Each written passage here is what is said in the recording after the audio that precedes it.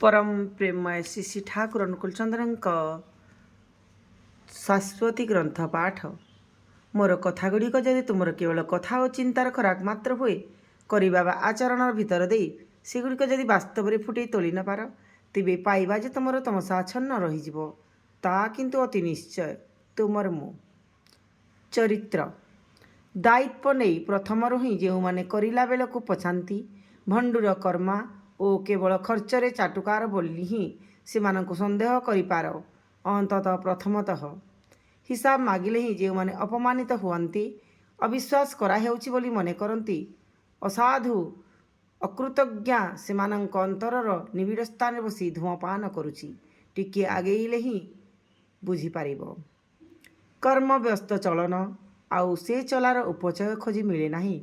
अथच न्यायर दोहाईदारी खर्चर बाबुगिरी अभिनंदन प्रति पदक्षेप प्रायश्च ही देखा पाइब तुमर आय बा उन्नतिर सीमाने भद्र अभिघात हिसाब करी चाल दुष्ट बा विरुद्ध धारणार बशवर्ती होई प्रत्यक्ष भाव जिज्ञासावाद न करी आड़े छिड़ा हेबा ओ असहयोगिता बा विरुद्ध चलन जोठारे से माने जेते भी साधु ओ सुजुक्तिर बाहाना करंतु ना कहीं कृतज्ञता सेठारे अंत सलीला जो मानकर भावी देखिबा बुद्धि प्रबल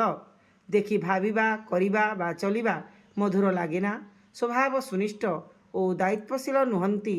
आउ कथारे और चलनरे द्वंद्वबहुल मंथर अकुशल कौशली काम पकाई रखिबारे उस्ताद जो माने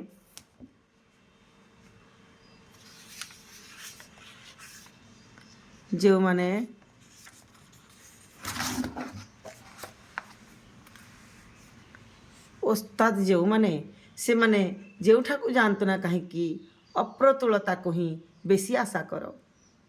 जय गुरु जय गुरु।